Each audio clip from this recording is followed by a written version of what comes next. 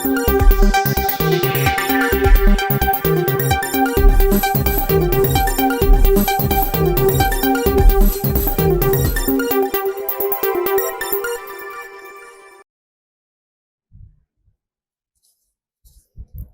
Pengangkutan Anthony Loke Siu Fook meluahkan rasa kesal dan marah terhadap tindakan sekumpulan mat rempit yang menjadikan kawasan hadapan terminal baharu lapangan terbang Kota Baru sebagai lokasi aksi berbahaya.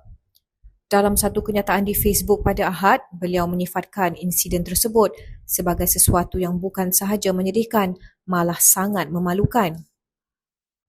Berita ini bukan sahaja menyedihkan tetapi sangat memalukan, tegasnya dipetik Harapan Daily. Ahli Parlimen Seremban itu turut mengingatkan bahawa kerajaan telah membelanjakan hampir 450 juta ringgit untuk menaik taraf lapangan terbang tersebut. Menurutnya lagi, pelaburan besar itu bertujuan meningkatkan kesaling hubungan udara di Kelantan, merangsang pembangunan sosioekonomi serta menarik lebih ramai pelancong ke negeri berkenaan. Namun, tindakan tidak bertanggungjawab kumpulan penunggang motosikal terbabit dilihat mencemarkan imej serta menjejaskan usaha pembangunan yang sedang diusahakan kerajaan.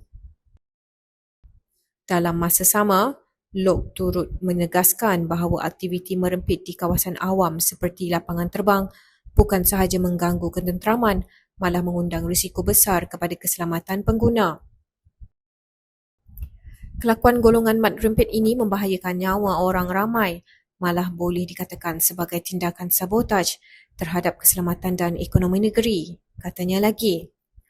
Sehubungan itu, beliau telah mengarahkan Jabatan Pengangkutan Jalan JPJ untuk melaksanakan operasi penguatkuasaan secara besar-besaran di kawasan tersebut.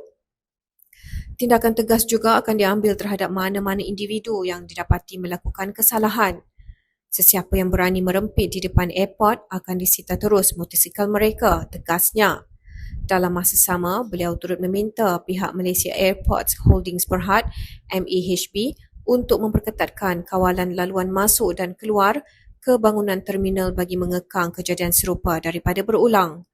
Langkah itu dilihat sebagai pendekatan dua hala, iaitu penguatkuasaan tegas oleh pihak berkuasa serta penambahbaikan sistem keselamatan oleh pengurusan lapangan terbang bagi memastikan keselamatan awam terus terjamin dan imej negara tidak tercalar.